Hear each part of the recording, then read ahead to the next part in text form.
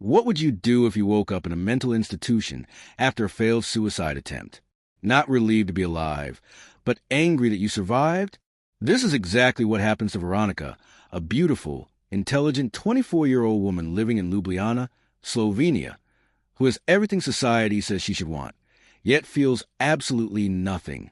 Today, we're diving into Paulo Coelho's profound and controversial masterpiece, Veronika Decides to Die, a story that will challenge everything you think you know about sanity, madness, and what it truly means to be alive. By the end of this podcast, you'll understand why sometimes the people society calls crazy might be the only ones truly awake. Stick around, because what happens in this psychiatric hospital will completely change how you view your own life. Welcome back to our literary exploration series. I'm thrilled to guide you through one of Paulo Coelho's most daring and personal novels. Published in 1998, Veronika Decides to Die was inspired by Coelho's own experiences. As a young man in Brazil, he was committed to a mental institution 3 times by his parents who couldn't accept his desire to be a writer rather than follow a conventional career path. This novel asks uncomfortable questions. Who decides what normal is? What's the difference between sanity and insanity? And most importantly, are you truly living or just existing? The story takes place in Velit, a psychiatric hospital in Slovenia, where the boundaries between the sane and insane blur into something far more complex than we'd like to believe. Let's meet our protagonist. Veronika is 24 years old.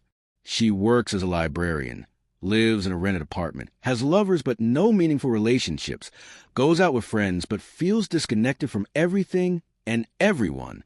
On the surface, her life looks perfectly fine, but inside, she feels a terrifying emptiness. One November morning, Veronika makes a decision. She decides to die. Why? This is crucial to understand. Veronika isn't depressed in the clinical sense. She hasn't experienced a recent trauma or loss. Her reasons are more existential, more philosophical.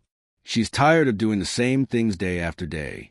She's tired of reading newspaper articles about wars and injustices she can do nothing about. She's tired of the routine, the meaninglessness, the predictability of everything.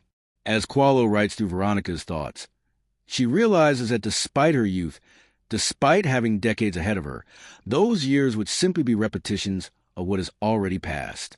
The same struggles, the same small pleasures, the same disappointments. So she carefully plans her death. She cleans her room, decides to die with a feeling that everything is in order. She takes an overdose of sleeping pills and lies down on her bed, waiting for death to come. But Veronika doesn't die. She wakes up in Velit. Imagine waking up not in heaven, not in oblivion, but in a mental institution. This is Veronika's first shock.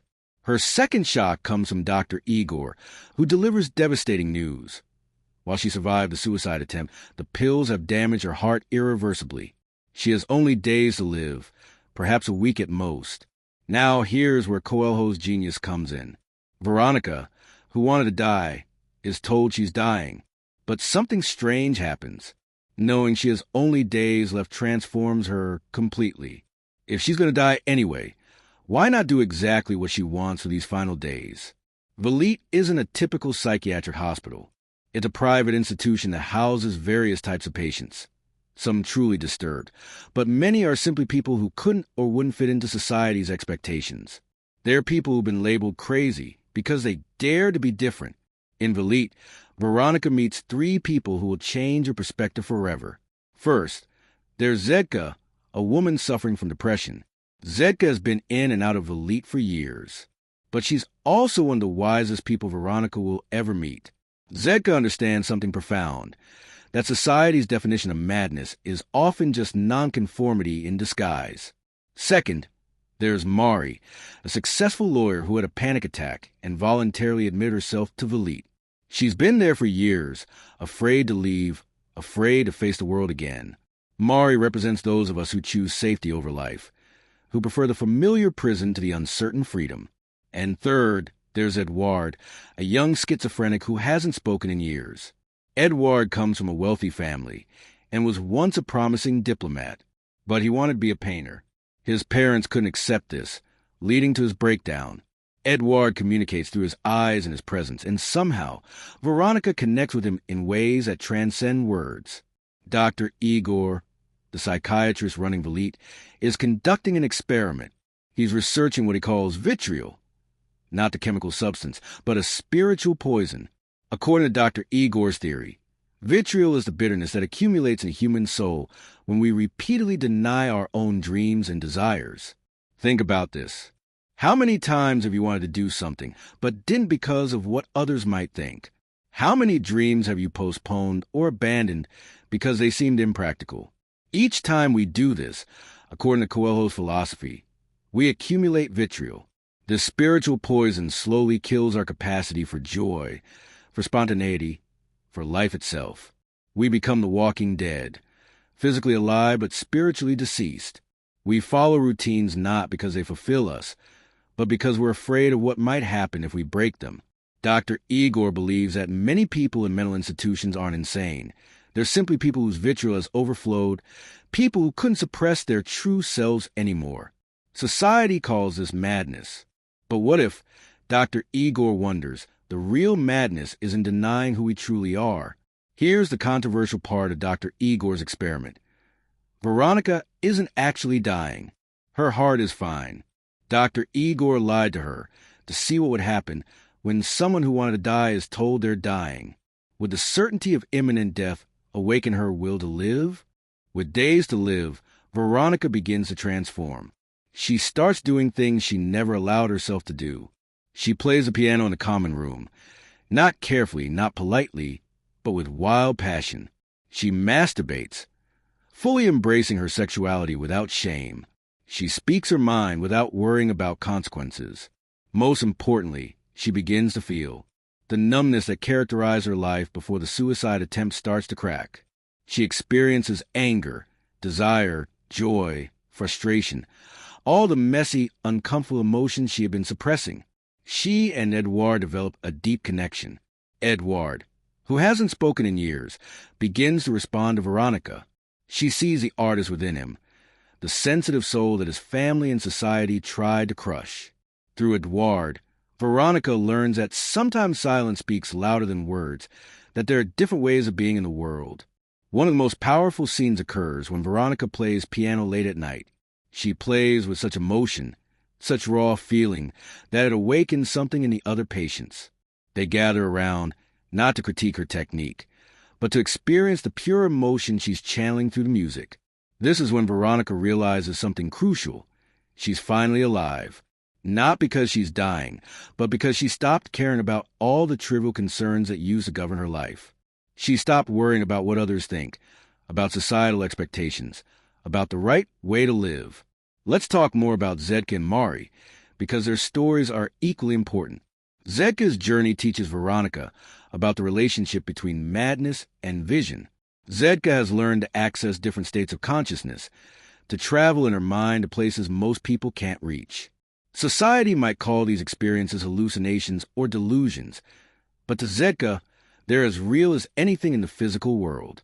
Zedka shares with Veronika a crucial insight, that everyone is crazy in their own way. The businesswoman obsessed with her career, never seeing her children grow up, is she sane? The man who works at a job he hates for 40 years because it's secure, is he sane? The difference between people inside Velit and people outside is just that those inside have stopped pretending. Mari's story is perhaps the most relatable. She had everything: a successful career, a family, respect in her community. But she had her first panic attack and, terrified of having another, gradually withdrew from life. She entered Velit voluntarily and has stayed there for years, even though she could leave any time. Mari represents our fear of life itself. It's easier to stay in a controlled environment where nothing unexpected can happen than to face the chaos and uncertainty of the real world. But as Mari begins to observe Veronika's transformation, she starts questioning her own choices. Has she been protecting herself or imprisoning herself? Mari eventually comes to a powerful realization. The panic attacks were her soul's way of screaming, trying to tell her she was living the wrong life. Instead of listening to that message, she silenced it with isolation. Now, Watching Veronika embrace life even in her final days, Mari begins to understand that surviving isn't the same as living. Within Velit exists a secret group called the Fraternity. These are patients who have chosen to stay in the asylum even though they could leave. They form their own micro-society with its own rules, its own values, its own definition of normalcy. The fraternity represents an important philosophical point, that sanity and insanity are social constructs. Outside Velit, the fraternity members would be considered dysfunctional. Inside, they've created a world where they can be themselves without judgment. But Paulo doesn't romanticize this. He shows that while the fraternity offers acceptance, it also offers stagnation. It's a refuge, but it's also an escape from growth. The question becomes, is it better to be accepted in a limited world or to struggle for authenticity in a larger one? This is a choice that confronts Mari, and eventually, it's the choice that confronts us all. Do we seek out comfortable communities that accept us as we are, or do we push ourselves into uncomfortable situations that force us to grow? As Veronika supposed last day's progress, she falls in love with Edouard. Not the comfortable, safe love of her previous relationships, but an intense, all-consuming love that comes from knowing time is limited. She learns Edouard's story in depth, how he was a talented painter who was pushed toward diplomacy by his ambitious parents, how the conflict between his authentic self and his parents' expectations literally broke his mind, how he chose silence as the only form of rebellion available to him. Through their love, both of them begin to heal. Veronika helps Edouard reconnect with his voice, his emotions, his capacity to create. Edouard helps Veronika understand that beauty and meaning exist not despite life's brevity, but because of it. Then comes the revelation. Dr. Igor calls Veronika to his office and tells her the truth. She's not dying. Her heart is fine. The whole thing was an experiment to see if the awareness of imminent death would cure her suicidal depression. Veronika's reaction is complex. She's initially furious at the deception, but then she realizes something profound. The lie gave her the truth. Believing she was dying gave her permission to truly live. Now that she knows she'll survive, will she continue living authentically, or will she slide back into the numbness that led her to attempt suicide in the first place? The final section of the novel focuses on choices. Veronika must choose whether to leave Velit and face the world with her new awareness. Edouard must choose whether to speak again, to engage with life again, knowing it means confronting his family and their disappointment. Mari must choose whether to step outside the safe walls of the asylum and risk having another panic attack. And Dr. Igor must choose whether to publish his findings about vitriol, knowing the medical establishment will likely ridicule him. These aren't easy choices with clear right answers. That's part of Coelho's point. Life doesn't offer us simple solutions. It offers us difficult decisions that require courage. Veronika and Edouard decide to leave Velit together. They know the relationship might not last. They know the outside world will be challenging. But they also know that staying in Velit, staying in any kind of safe, limited existence, is a form of death in itself. Mari also chooses to leave. After years of hiding, she walks out of Velit, understanding that she might have a panic attack. She might fail, she might struggle, but at least she'll be living her own life, not a fear-based shadow of life. The novel ends with an open ending, which is perfect. We don't know if Veronika and Edouard's relationship will last. We don't know if Mari will successfully reintegrate into society. We don't know if Dr. Igor's theories will be accepted. And that's exactly the point. Now, let's dig into the deeper themes that make this novel so powerful and controversial. First, there's a theme of social conformity versus authenticity. Paulo argues that society creates very narrow definitions of acceptable behavior, and anyone who deviates significantly gets labeled as mentally ill. But what if these deviants are actually the healthy ones, refusing to participate in collective insanity? Think about modern society. We work jobs that often don't fulfill us. We buy things we don't need to impress people we don't like. We suppress our emotions and creativity in order to be professional. We sacrifice our health and relationships for career advancement. If an alien observed human behavior objectively, might they conclude that the entire species is insane? Second, there's a theme of awareness and death. Veronika only begins to truly live when she believes she's dying. This isn't a new insight.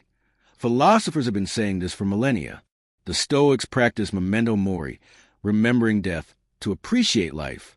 Heidegger talked about being toward death as essential for authentic existence. But Coelho makes it visceral and immediate. He shows us that most of us are already dead in the ways that matter most. We've killed our dreams, our spontaneity, our capacity for wonder. We're biologically alive but existentially deceased. Third, there's a theme of fear versus freedom. Every major character in the novel is imprisoned by fear. Veronika was afraid of the meaninglessness of existence. Edouard is afraid of disappointing his parents. Mari is afraid of her own panic. Dr. Igor is afraid of professional ridicule. The path to freedom, Coelho suggests, is eliminating fear. It's acting despite fear. It's acknowledging that life is inherently risky and uncertain, and choosing to engage with it fully anyway. We need to address some of the controversial aspects of this novel, because they're important. First, some mental health professionals have criticized the book for romanticizing mental illness and potentially encouraging suicide. This is a serious concern. The novel can be misread as suggesting that mental illness isn't real or that psychiatric treatment is just social control. But I think this misses Coelho's actual point. He's not denying that mental illness exists or that people genuinely suffer. He's questioning where we draw the line between illness and difference. He's asking us to examine whether our society overpathologizes certain behaviors and emotional states. Second, the novel's treatment of suicide is complex and could be triggering for some readers. Veronika's suicide attempt is presented not as irrational or impulsive, but as a carefully considered decision. Some worry this could validate suicidal ideation in vulnerable readers. However, the book's ultimate message is life-affirming. Veronika's journey is from wanting to die to wanting to live. Not because her external circumstances changed, but because her internal perspective shifted. The novel argues that the solution to suicidal despair isn't just to survive, but to find reasons to truly live. Third, Dr. Igor's deception, lying to Veronika about her imminent death, raises ethical questions. Can medical deception ever be justified if it produces a positive outcome? Is it acceptable to manipulate someone's beliefs, even for their own good?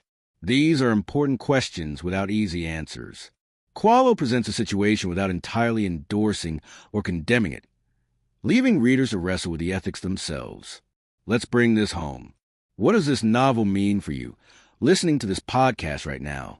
Ask yourself, are you truly living or just existing? When was the last time you did something spontaneous, something that scared you, something that made you feel intensely alive? How much of your life is governed by genuine choice versus social expectation? Consider your own vitriol. What dreams have you postponed or abandoned? What parts of yourself have you suppressed to fit in, to be acceptable, to be normal? Every time you silence your authentic voice, you accumulate a little more vitriol. Here's the uncomfortable truth. You don't need to be suicidal to be living a kind of death. Many of us are dying slowly, day by day, in jobs we hate, in relationships that don't nourish us, following paths chosen by others rather than ourselves. Veronika's great insight is that awareness of death should make us more alive, not less. When she believes she has only days to live, she stops wasting time on trivial concerns. She says what she means. She does what she wants. She connects authentically with others. But here's the thing. We are dying. We all have limited time. We just don't know exactly how much. In a sense, we're all in Veronika's position. We just prefer not to think about it. So what can we actually do with these insights? How do we apply Coelho's philosophy to our daily lives? First, practice awareness. Notice when you're doing things out of habit or social expectation rather than genuine choice. Notice when you're suppressing your authentic reactions or feelings. Just the act of noticing is the first step toward change. Second, do one Veronika thing per week. What would you do if you knew you only had a week to live? Maybe it's having an honest conversation you've been avoiding. Maybe it's creating art without worrying if it's good enough. Maybe it's telling someone you love them. Do that thing. Third, examine your fears. What are you really afraid of? What's the worst that could happen if you pursued your authentic path? Often, we'll discover that our fears are based on imagined judgments from others rather than real consequences. Fourth, Find your Edward. Connect deeply with at least one person who sees and accepts your authentic self. Superficial relationships can't nourish the soul. We need at least a few connections where we can be completely real. Fifth, question your definitions of success and normalcy. Are you pursuing what you genuinely want or what you've been told you should want? Are you judging yourself by standards you actually believe in or by standards you've unconsciously absorbed from society? Veronika Decides to Die fits into Paulo Coelho's broader philosophical project. Throughout his works, The Alchemist, 11 Minutes, The Witch of Portobello, and others, Coelho consistently explores certain themes. He believes in personal legend, the idea that each person has a unique destiny or purpose. Society, fear, and practicality often cause us to abandon our personal legend, leading to unhappiness and disconnection. He emphasizes the importance of taking risks. In The Alchemist, Santiago must leave his comfortable life as a shepherd to pursue his treasure. In Veronika Decides to Die, the characters must risk leaving the safety of elite to pursue authentic lives. Growth requires stepping into uncertainty. He challenges conventional wisdom. Coelho consistently questions what society takes for granted about love, success, sanity, spirituality. He asks us to think for ourselves rather than blindly accepting received wisdom. And he believes in the transformative power of love. Not romantic love necessarily, but love is a force that breaks us open, that makes us vulnerable, that connects us to something larger than ourselves. For Veronika, love for Edouard is part of what awakens her to life. To be balanced, let's acknowledge some valid criticisms of the novel. Some readers find Coelho's philosophy simplistic.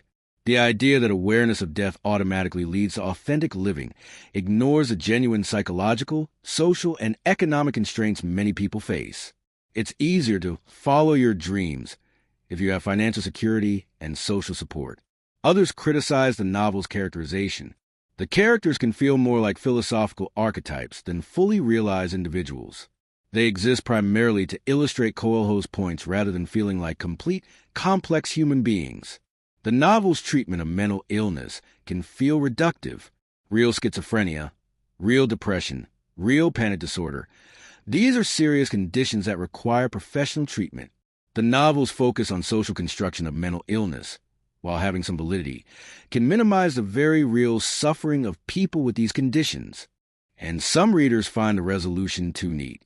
In real life, awareness doesn't always lead to transformation. People have insights and then slide back into old patterns. Trauma and conditioning run deep. The novel's relatively tidy endings might feel unrealistic to those who struggle with these issues. These are fair criticisms, and they're worth keeping in mind. Coelho is writing philosophical fiction, not medical text or a comprehensive guide to mental health. Despite these limitations, there's something powerful about engaging with these ideas through fiction rather than philosophy or self-help. Fiction allows us to experience truth emotionally, not just intellectually. Reading about Veronika's transformation, we feel it. We're moved by it in ways that a philosophical argument about authentic existence might not move us. Fiction also allows for ambiguity and complexity. Coelho doesn't give us a simple formula for how to live. Instead, he presents characters struggling with difficult questions, making imperfect choices, learning through experience. This mirrors our own lives more accurately than any step-by-step guide could, and fiction creates identification. We see ourselves in Veronika's numbness, in Edouard's silence, in Mari's fear, in Dr. Igor's doubt. Through identifying with these characters, we access insights about ourselves that might otherwise remain unconscious. This is why Veronika Decides to Die, despite its flaws, has resonated with millions of readers worldwide. It articulates something many people feel but struggle to express. The sense that there must be more to life than what they're currently experiencing, that the normal path might actually be a form of death, that authenticity requires courage. So what's the final takeaway from Veronika Decides to Die? Maybe it's this: your life is happening right now. Not when you retire, not when you lose weight, not when you get the promotion, not when the circumstances are perfect. Right now. And the question is, are you living it? Most of us are like Veronika before her suicide attempt. We're going through the motions. We're doing what's expected. We're saving our real lives for some future moment that may never come. In the process, we're accumulating vitriol, that spiritual poison that comes from denying our authentic selves. The good news is that it doesn't take a suicide attempt or a psychiatric hospital to wake up. It just takes willingness to question, to risk, to feel, to be uncomfortable, to disappoint others sometimes, to choose yourself. As Coelho writes in the novel, insanity is the inability to communicate your ideas. But what most people don't realize is that everyone is, in their own way, insane. The question isn't whether you're crazy or normal. The question is whether you're alive or dead, authentic or performing, free or imprisoned. Veronika's story is an invitation to stop waiting, an invitation to stop performing, an invitation to live as if you might die tomorrow because you might, an invitation to be beautifully, imperfectly, authentically yourself. Now I want to leave you with a question that might change everything.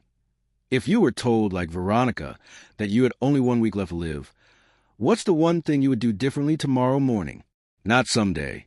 Not eventually. Tomorrow. Think about that for a moment. Really think about it. Would you quit your job? Would you finally tell someone how you really feel?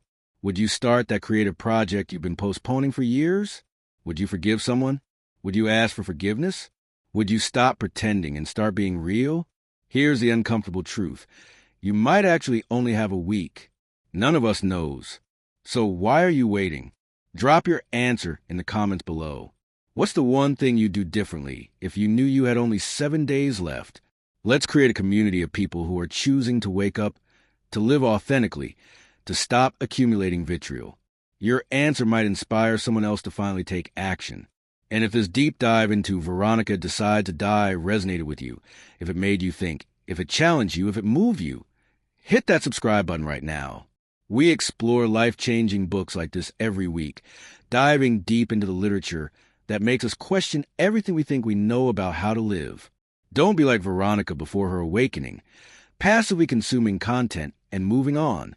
Be part of a community that's actively choosing transformation. Subscribe, turn on notifications, and join us on this journey toward more authentic, more conscious, more fully alive living. Your life is waiting. Don't let another day pass you by. I'll see you in the next deep dive. Until then, stay curious, stay brave, and most importantly, stay alive in all the ways that truly matter.